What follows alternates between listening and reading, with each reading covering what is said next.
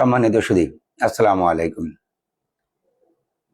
আজকে আমি আপনাদের সামনে সমাজের একটি অত্যন্ত গুরুত্বপূর্ণ এবং আমরা যে আসলে এখনো কি অবস্থায় আছি তার একটা চিত্র তুলে ধরার জন্য আপনাদের সামনে আমি হাজির হয়েছি।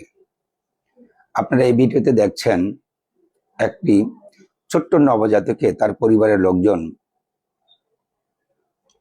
আমার কাছে নিয়ে এসেছে। এই বাবুটিকে তারা বাসায় ডেলিভারি করেছে। বাংলাদেশের মতো জায়গায় এখনো প্রায় 40% কাছাকাছি ডেলিভারি বাসায় হয়ে থাকে, যেটা আসলে কাম্য নয়।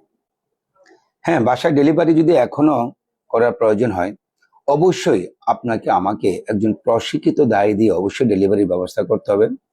গভর্নমেন্ট স্বীকৃত দায় দিয়ে অবশ্যই ডেলিভারি করতে হবে। আমরা অদক্ষ, অপরিপক্ষ, অজানা দায় দিয়ে ডেলিভারি করে বাচ্চার জীবন যে জীবন মরণ সন্ধিক্ষণে চলে যেতে পারে, এই বাবুটি হলো তার একটা উদাহরণ।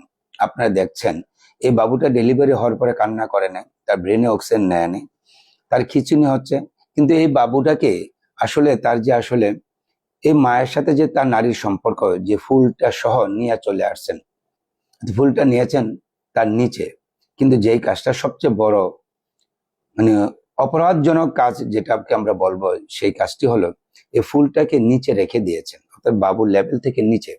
বাবুর শরীর থেকে সমস্ত ব্লাড চলে গেছে এই প্লাসেন্টা বা এই ফুলে, যেটা আসলে একটু খুবই গর্হিত একটি কাজ।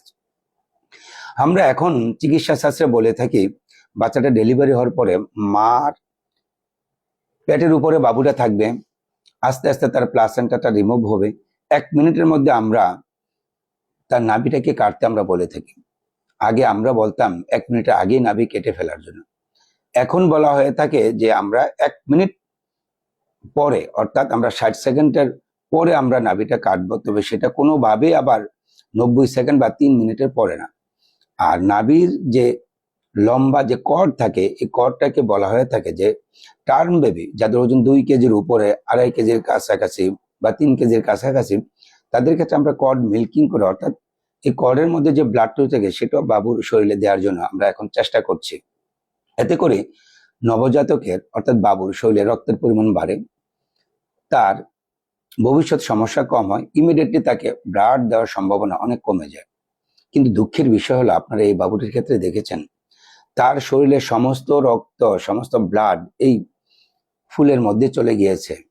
বাবুটা আসলে রক্ত শূন্য হয়ে গেছে। বাবুটা এইভাবেই কান্না করে না তার জীবন বিপদাপন্ন, এর মধ্যে তার এই রক্তগুলি চলে যায়, এই ব্লাড চলে যায়, সে আরো বিপদাপন্ন অবস্থায়। তাকে আমরা লাইফ সাপোর্টে দিয়েছি, তাকে আমরা ইমিউনিটি ব্লাড সাপোর্ট দিয়েছি। ব্লাড প্রোডাক্ট দেওয়ার পরে তাই সে আস্তে আস্তে আবার আলহামদুলিল্লাহ রিকভার করেছে। এই বাবুটির ক্ষেত্রে হয়তো যেহেতু তারা আসলে হাসপাতালে আসতে পেরেছে বা একটা অ্যাপ্রোপ্রিয়েট চিকিৎসা পেয়েছে এবং এখানে একটা টার্সিয়ারি কেয়ার লেভেলের একটা ফেসিলিটি পেয়েছে, ইমিডিয়েটলি তাকে ব্লাড দেওয়ার ব্যবস্থা করা হয়েছে, সেই জন্য হয়তো বাবুটি বেঁচে গিয়েছে। কিন্তু এরকম কত বাবুর যে এরকম অবস্থা হচ্ছে কে আসলে জানে। আমরা প্রথমে আমরা উদ্যোগ নেব যে বাসায় ডেলিভারির জন্য আমরা অবশ্যই নিরুৎসাহিত করব, বাসায় আমরা ডেলিভারি করব না।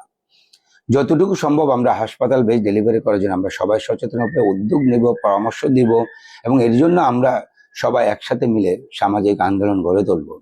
আমরা বাবুদের প্রতি যত্নশীল হব। আমরা বাবুদেরকে এরকম ইনটেক প্লাসেন্টা বা ফুল সহ আমরা কখনোই বেশিক্ষণ রাখবো না। বাবুকে আমরা মৃত্যুর ঝুঁকির মধ্যে ফেলে যাব না।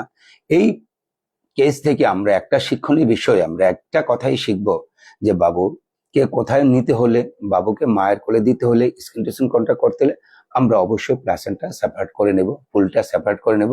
সবাইকে আপনাকে অনেক অনেক ধন্যবাদ। আসসালামু আলাইকুম।